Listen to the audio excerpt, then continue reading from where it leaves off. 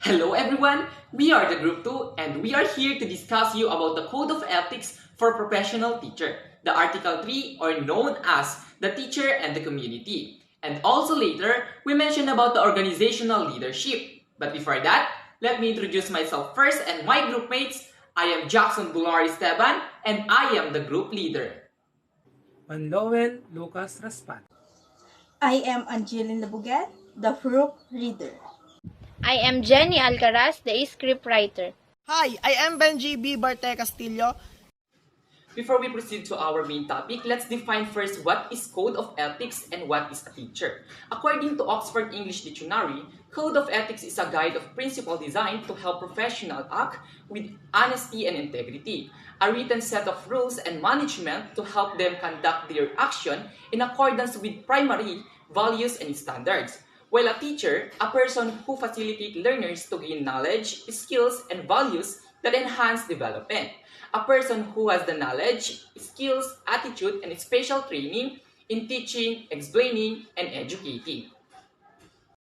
And now, we are going to discuss one of the most important things that the teachers should look into. That is their ethical and professional behavior based on the mandates of the Code of Ethics for Professional Teacher. So all we know, teachers are essential parts of the community. That's why it's expected of them to participate in the life of that community. That's why today, we will be discussing the different roles of the teachers to the community that they are into. And at the same time, the ethical standard and professional behavior of the teacher when their community. Now, we are going to the Article 3 of the Code of Ethics for Professional Teachers. Let's have the Section 1. Under this section, as a facilitator with the full of responsibility in the learning of the student, teachers should help the student learn in an easy way. They make complicated lessons a lot easier to understand for their students. That is why many teachers are feel failure when many students fail because they are ineffective to facilitate the lesson. With that, they also have the responsibility to create a conducive learning environment where students feel secure and safe and enjoying their stay in the school a conducive learning environment. Also encompasses with being fair where no discrimination happens and they are encouraged to be the best student. If they can be, there is no bullying and has a healthy competition between the student. They are not afraid to commit mistakes because you are there to guide them all. The way you conducive learning environment, the room is nice while validated contains the needs of the students for learning like the chairs and the books. The student learn effectively in pleasant and appreciative environment where they feel the warmth and the love that they need.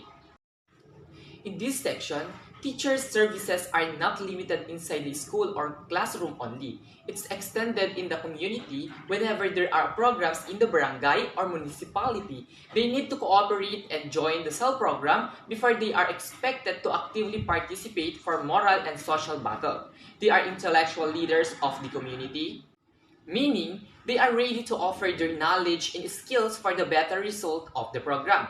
In such, community teachers are indeed all around the community. They can be a judge for a competition, a speaker for a seminars and symposiums conducted, and others with the knowledge in the basic first aid in case of emergency. Section 3.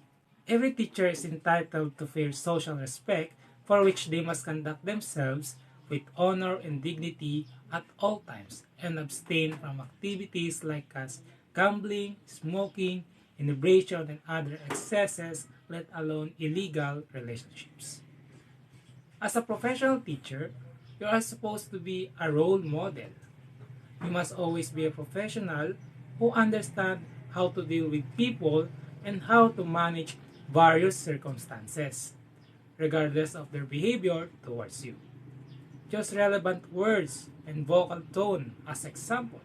Teachers should abstain from gambling, smoking, and inebriation. Those are not good to look at, especially if you are a teacher. Teachers are very influential.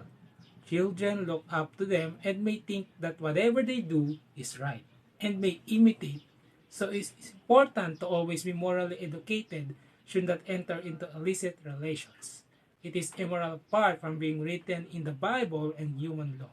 Since teachers should be professional, they are expected to behave in a decent manner, dignity at all situations. Section 4.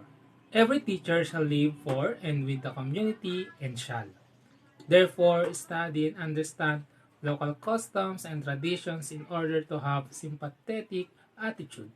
Therefore, refrain from disparaging the community. Teachers should respect all the students regardless of their cultural background. They should recognize that each student's culture is unique and should be respected. You, as a teacher, should never see one student's culture as superior to others and your culture to your students. This is why you must participate in acknowledge the culture of such a community in order to adapt the avoid judgment. Section 5. Every teacher shall help the school keep the people in the community informed about the school's work and accomplishment as well as its needs and problems.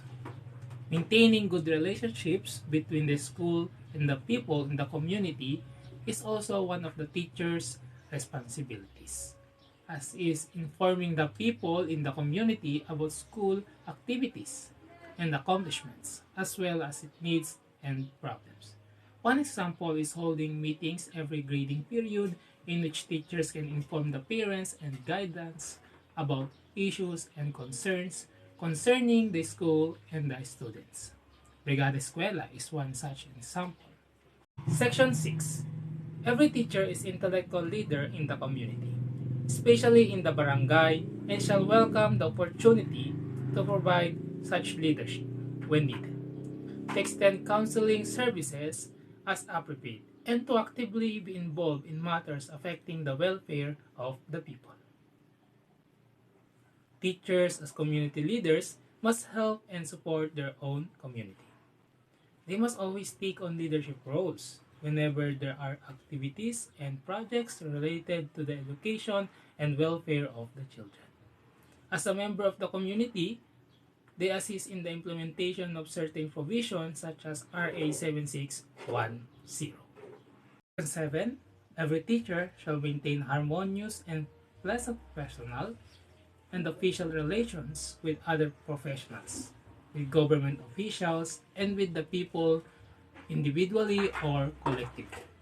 Every teacher must maintain the harmonious place and personal educational relations with other professionals in the government to pictures with the people individually and collectively. This means that a teacher must develop positive relationships with government leaders and community professionals in the barangay or at the various levels of the local government.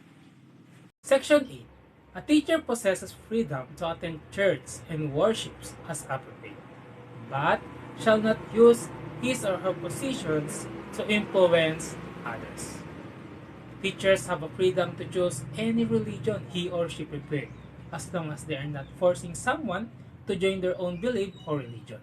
Because as a professional teacher, you must be dignified all the times, and forcing other is so unethical.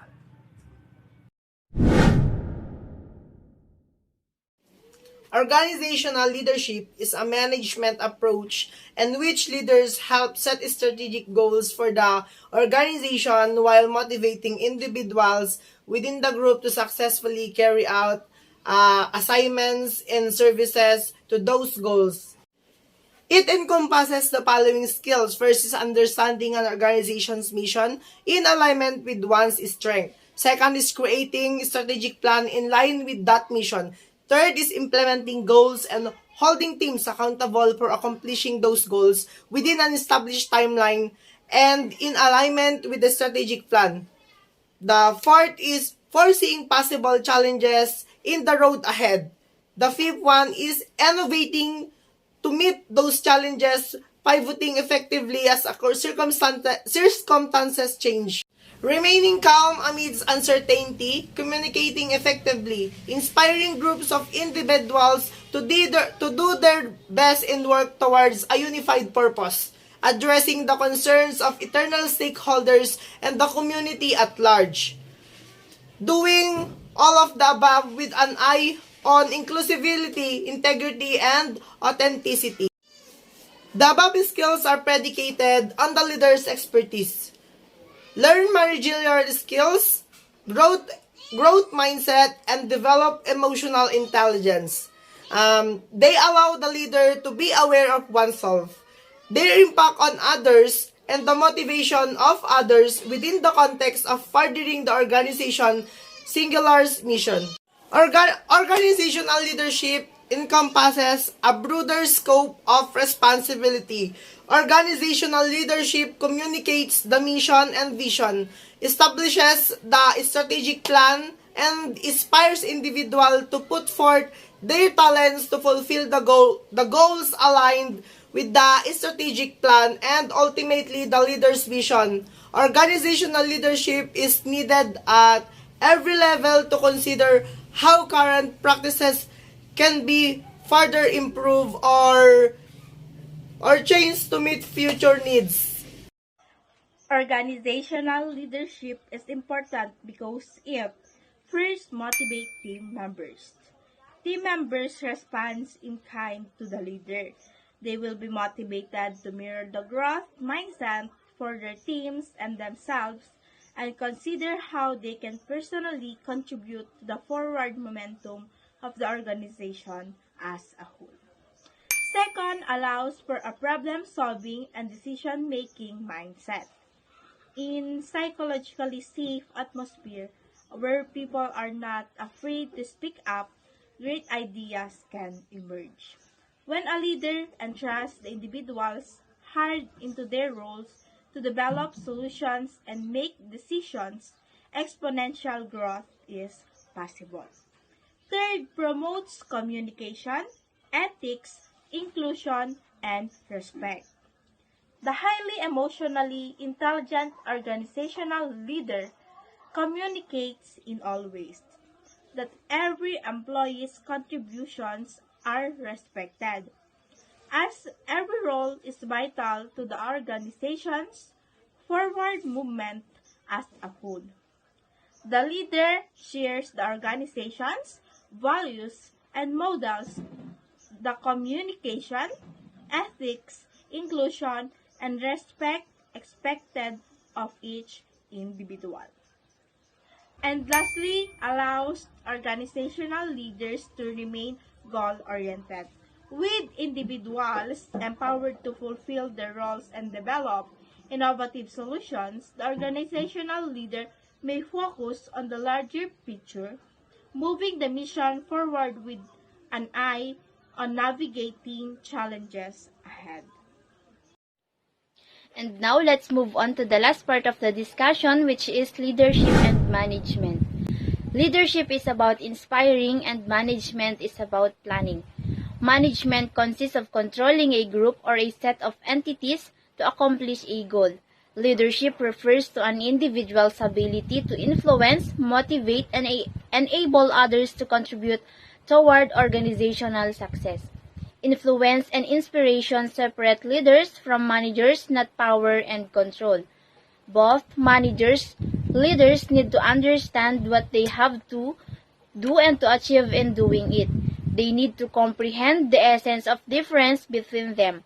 This is a matter of definition, understanding how the roles are and different and where might they overlap. Leaders have a tendency to praise a success and drive people, whereas managers work to find a fault. A successful leader paints a picture of what they see is possible for the company to achieve and works to inspire and engage their people in turning it into reality. Leadership is about motivating people to comprehend and believe in the vision you set for the company and work with you on achieving your goal.